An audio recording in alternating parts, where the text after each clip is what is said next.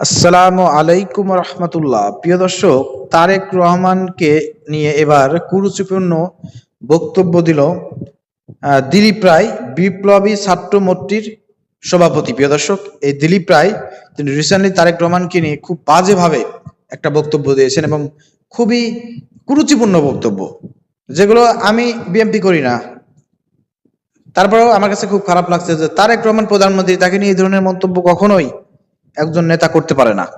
আমরা দেখতে পাচ্ছি প্রিয় দর্শক যে শুধুমাত্র কুলাঙ্গার শব্দটা ইউজ করার কারণে রাশেদ প্রধানের বিরুদ্ধে যেভাবে ছাত্রদল, যুবদল, বিএনপির লোকজন লেগে গিয়েছে, তার বাড়িতে পর্যন্ত হামলা হচ্ছে।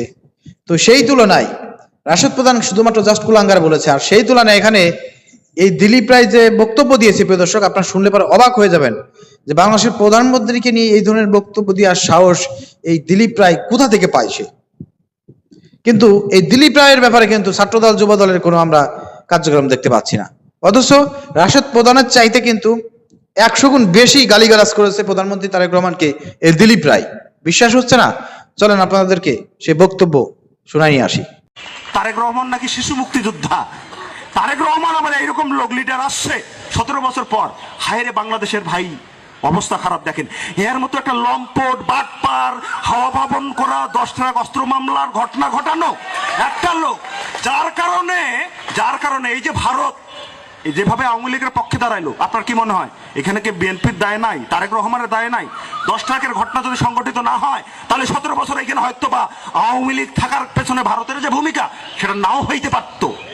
এই ঘটনা সংগঠিত করে 17 বছর পর গায়ে হাওয়া লাগায় কাকে নিয়ে আসছে জানি?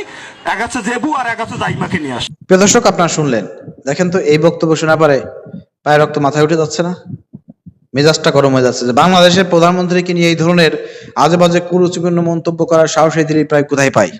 প্রিয় দর্শক, পাচ্ছে কোথা থেকে পাচ্ছে আপনারা যদি একটু নজর রাখেন তাহলে বুঝতে পারবেন। এরা হচ্ছে ভারতের দালাল এবং বামপন্থী। এদেরকে কারা শেল্টার দিচ্ছে? এদের এত বড় সাহস হয় কিভাবে প্রধানমন্ত্রী তারেক রহমানকে নিয়ে এই ধরনের বাজে এবং কুরুচিপূর্ণ মন্তব্য করার? চিন্তা করছেন? হ্যাঁ, আপনারা এই লোকের বিরুদ্ধে ব্যবস্থা গ্রহণ না করে, এই লোকের বাড়ির সামনে মব না তৈরি করে, এই লোককে গ্রেপ্তার না করিয়ে আপনারা চলে গেছেন রাশেদ প্রধান, যিনি আন্তরিকভাবে দুঃখ প্রকাশ করেছেন এবং বলেছেন এই ধরনের শব্দ তিনি আর কখনো ইউজ করবেন না। ক্ষমা চেয়েছেন প্রিয় দর্শক, দুঃখ প্রকাশ করেছেন, এরপরে তার বাড়ি থেকে হামলা করতেছেন। অথচ এখানে বামপন্থী একজন নাস্তিক্যবাদী অথবা এই যে আপনার কি বলে এটাকে, বিপ্লবী ছাত্র মোর্চার এই সভাপতি দিলীপ রায়, তার বিরুদ্ধে কোনো ব্যবস্থা আপনারা গ্রহণ করতেছেন না। তার মানে কি দিলীপ রায় কি আপনাদের চাইতেও কি বেশি ক্ষমতাশীল লোক নাকি? তো পারলে যদি আপনাদের এতই বাহুতে বল থাকে, তাহলে এই দিলীপ রায়কে কিছু করে দেখান, তার বাড়ির সামনে মব তৈরি করেন, তাকে গ্রেপ্তার করিয়ে দেখান যে না, আমাদের হ্যাডাম আছে।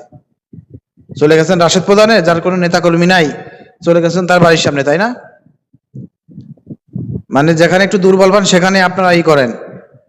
তো এতই আপনাদের ক্ষমতা, দেখান একটু দিলীপ রায়কে গ্রেপ্তার করে দেখান, দেখে আপনাদের হ্যারাম কত আমরা দেখতে চাই।